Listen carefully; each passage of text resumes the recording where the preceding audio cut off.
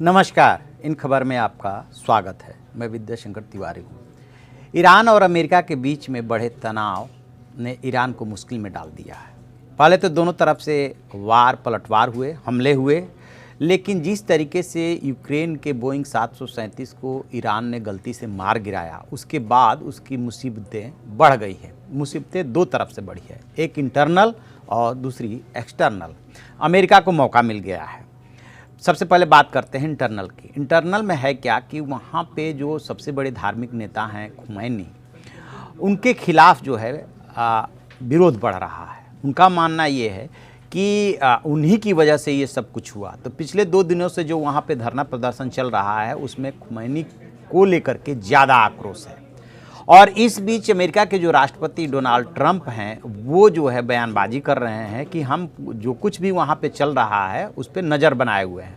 अरबी में ट्वीट कर रहे हैं, मतलब लोगों से कम्युनिकेट करने की कोशिश कर रहे हैं कि हमारी लड़ाई जो है आप लोगों से नहीं, ईरान के लोगों से नहीं, बल्कि वहाँ की व्यवस्था से है, वहाँ की सरकार से है, और एक तरह से उसको सह दे रहे हैं। अमेरिका पे ये आरोप लगता रहा है कि जितने भी मध्य पूर्व एशिया के देश हैं, उनमें जो इस तरीके से विरोध प्रदर्शन भड़काने का वो काम करता है। इराक में भी ऐसे ही सद्दाम हुसैन के खिलाफ इन्होंने किया था, बाद में सद्दाम हुसैन को फांसी के फंदे पे झुला दिया।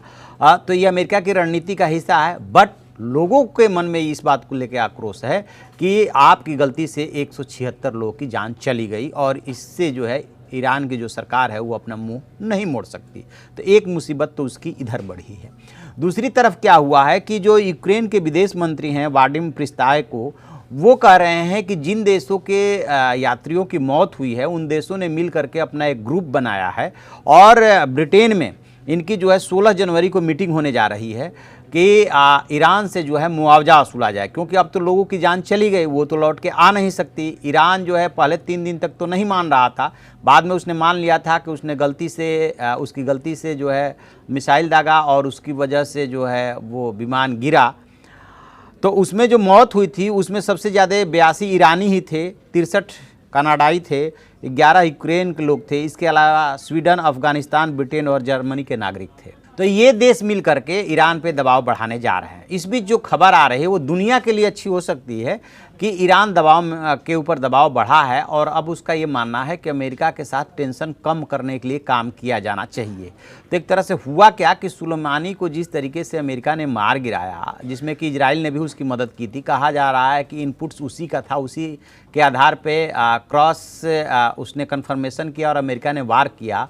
तो ईरान ने बेशक अमेरिका के 2-3 ठिकानों पे हमले तो बोल दिए, कुछ नुकसान भी हुआ होगा। हालांकि अमेरिका का दावा यह है कि उसका एक भी सैनिक नहीं मारा गया है, लेकिन जो सबसे बड़ा इस बीच में हादसा हुआ है वो 176 यात्रियों की जान का जाना। और उसको लेकर के यदि 5-7 देशों के जो सरकार है वो ईरान पे दबाव बढ़ाती है, तो स्वाभाविक सी बात है कि वो दबाव में आएगा कि ये तुम्हारी गलती की वजह से हुआ। जो ये तुम हर देश से ये कहता है कि नहीं हम तो किसी से भी लड़ने में सक्षम है, ईरान भी यही कह रहा था कि हम अमेरिका से लड़ने में सक्षम है, और आप यही नहीं पहचान पाए कि ये जो जिस पे निशाना आप साध रहे हैं वो पैसेंजर फ्लाइट है, और अब कह रहे हैं कि नहीं वो तो हमारे मिलिट्री बेस की तरफ बढ़ रहा था। जबकि ये भी खुलासा हो गया है कि जिस इलाके से वो गुजर रहा था उधर कोई मिलिट्री बेस था ही नहीं। तो झूठ के कोई हाथ पैर नहीं होते हैं। ईरान ने जो कुछ भी गलतियां की है अब उसको स्वीकार करना होगा, और उसको लेकर के जो अंतर्राष्ट्रीय दबाव बढ़ रहा है उसके सामने उसको झुकना भी पड़ेगा, और हो सकता है कि मुआवजा भी देना पड़े। ये बात अलग है कि दुनिया में ऐसे भी वाक़े हुए हैं जबकि ऐसी और भी घटनाएं हुई हैं। और यदि हाल के दिनों में देखें तो बालाकोट का जो भारत ने स्ट्राइक किया था, उसके बाद से भारत ने अपने ही MI-17 हेलीकॉप्टर को मार गिराया था, जिसमें कि 6 वायुसेना के कर्मी मारे गए थे। उसके बाद में जो वायुसेना चीफ बने उन्होंने स्वीकार भी किया था कि ये ब्लंडर था, ये गलती थी। तो होता है ऐसा। बट इसमें चूंकि 176 यात्री हैं, उसमें क्रू मेंबर्स भी हैं, इसलिए, और उसमें कई देशों के यात्री हैं, इसलिए ईरान फंसा हुआ अपने को फील कर रहा है। अब देखते हैं कि ये 5 देश जब मिलते हैं 16 तारीख को, यानी कि ठीक 2 दिन बाद, तो वो क्या डिसीजन करते हैं। जैसे इसमें कोई अपडेट मिलेगा हम आपको बताएंगे। आप देखते रहिए हमारा डिजिटल चैनल इन खबर। Thank you. इन खबर चैनल को सब्सक्राइब करें और बेल आइकन दबाना ना भूलें।